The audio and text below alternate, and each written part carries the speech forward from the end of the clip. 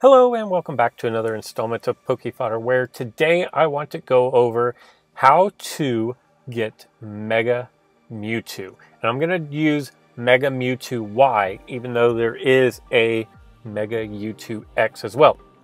The first thing that you're going to need to do is you're going to need to have EX Mewtwo and UX Mewtwo, either X or Y. From now on, I'm just going to assume for this video that all Mega Mewtwo's are Y. Just know that it can be replaced with Mega Mewtwo X.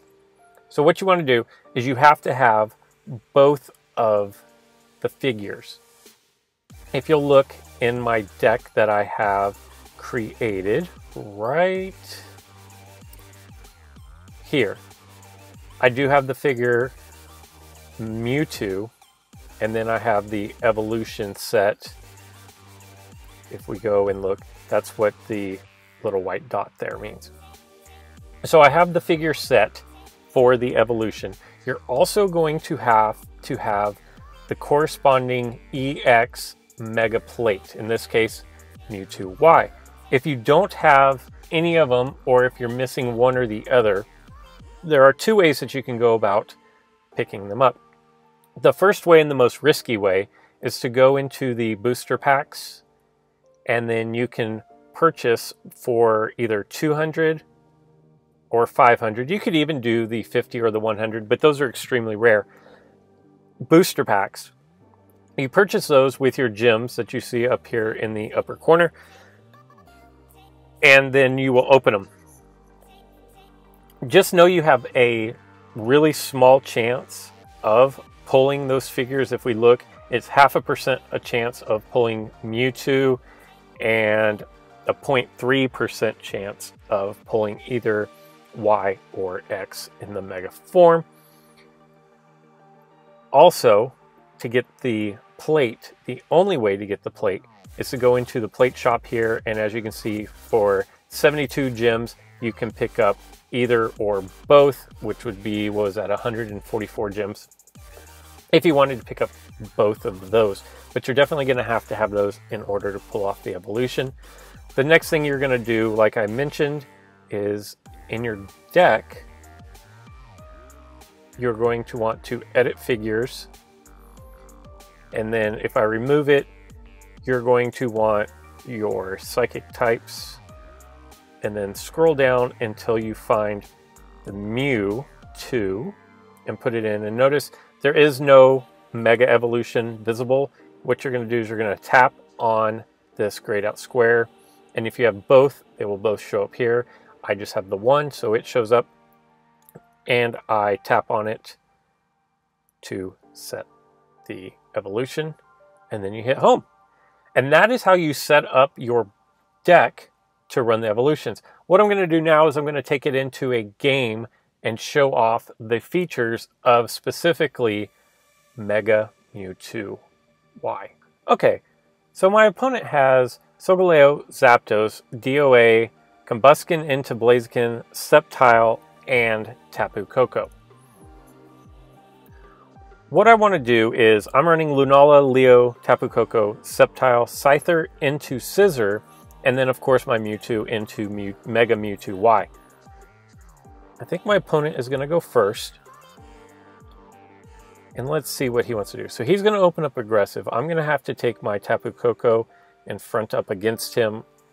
If you can tell, the dots show where he is allowed to go. He's not going to be able to get to my entry point.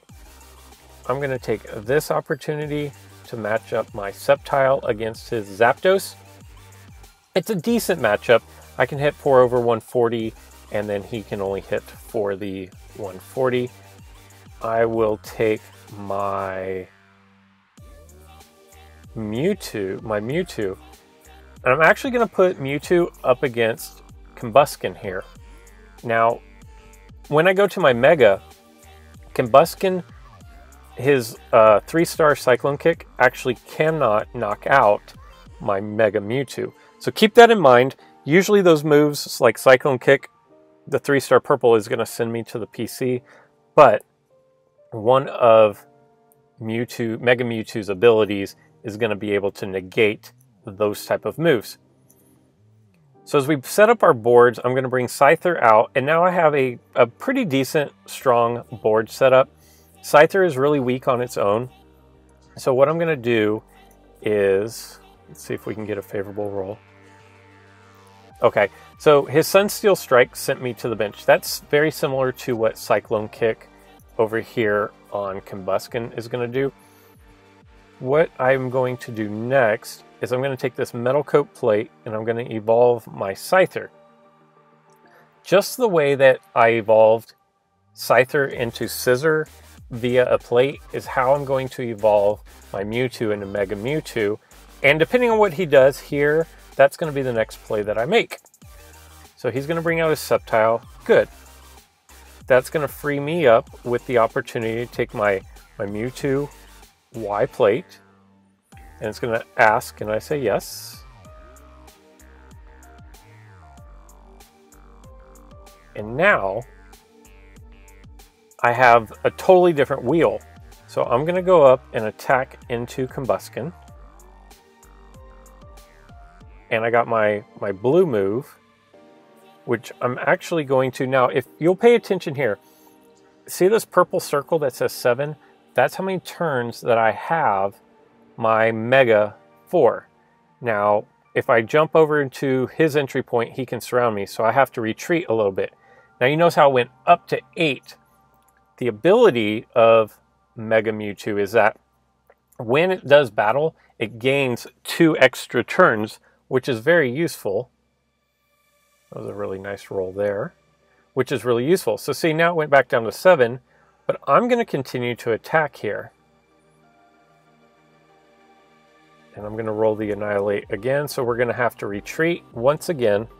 Another thing, and it went up to 8. So you see I had 7, and then I went up to 8, and then it went down, but now it's back up at 8. Now another thing is look at Lunala, because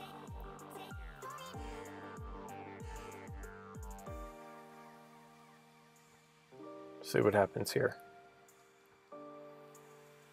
Okay, so now if we look at Lunala, his damage is plus 20 because he is a psychic type. And if we look over here at the details of Mewtwo Y, your psychic type Pokemon deal plus 20 damage. That's really beneficial on a figure like Lunala if you're running, because now my 70 becomes 90. And if you'll remember, Lunala its battle opponent is going to do half of the damage, so that's essentially doing a 180 damage.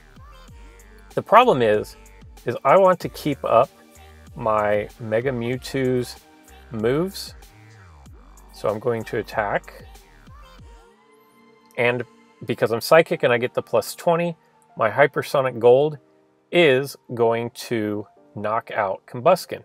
Now, Combusken does have the passive of making me wait 3, and so I'm going to have to find somewhere else to move while I wait for the weight to come off of my Mewtwo, which is not bad, because now I can press forward with Sceptile and I'm threatening his Koko. I'm down to 6 moves possible, but remember I can regenerate that. I believe you're going to have a total of 3 plays where you don't use your Mega Mewtwo before it actually goes away. So on this turn I was down to 8. Get super fortunate with the miss there. And now I'm at 6. The other thing is look how much pressure I'm able to put on my opponent, because I can keep coming back after him. He's going to attack into me, my 122, because I have the plus 20 buff. And now that's going to allow me to take over his entry point. Whereas all of the other Megas, you don't have the opportunity to, once you do your 7 turns, you're done. The Mega Mewtwo's can continue to keep their moves alive. So I'm in a good position here. I'm actually going to... I'm going to be able to get... Nope, I'm not going to be able to get my Lunala up to his side of the board. So that's probably going to be it for my Mega Mewtwo. At this point, let's see what my opponent wants to do. He's going to come attack my Coco. Okay. Which I rolled an Ice Blue. He would probably re-roll me. It would be luck if I rolled another blue, and I don't. But here's where it's going to come in beneficial. Because I only have one turn left with my Mega Mewtwo. Now I could go and attack his Sceptile. But his Sceptile could tie me if it rolled white twice. So that's not really a great option. If I come off of his entry point and attack his Deoxys attack form, I could knock it out. But that may not be the best option because then I allow him to bring Pokemon back on the board. Another option I have is I can use this plus 20 buff, whereas before, remember I said it cuts the opponent's attack in half. Where he's doing 140 divided by 2 is 70, we could tie there, but with my plus 20 buff, I'm actually going to take this opportunity to try to knock him out. And it didn't work out that way. He might respin me. Moongeist Beam is also a benching move, just like Cyclone Kick or Sunsteel Strike that I mentioned for Solgaleo. And look, so instead of us tying there, I actually got the plus 20 buff, which gave me 90. And that does end my Mega Mewtwo's turn, but it was a very productive turn. I went from my 7 turns, I think I ended up getting close to 10 turns out of the Mega, which is great. And it gave me total board control, which is going to allow me to take over his entry points, put pressure on his back line. Now he's forced to attack me here. As long as I roll purple, okay. So that's going to be a good game. And the whole point of this is, yes, the Mega Mewtwo is super strong. It has a lot of usefulness. It's hard to knock out, but it also can help you in those other situations where you can take over board control and then have a supplemental figure kind of seal the deal for you.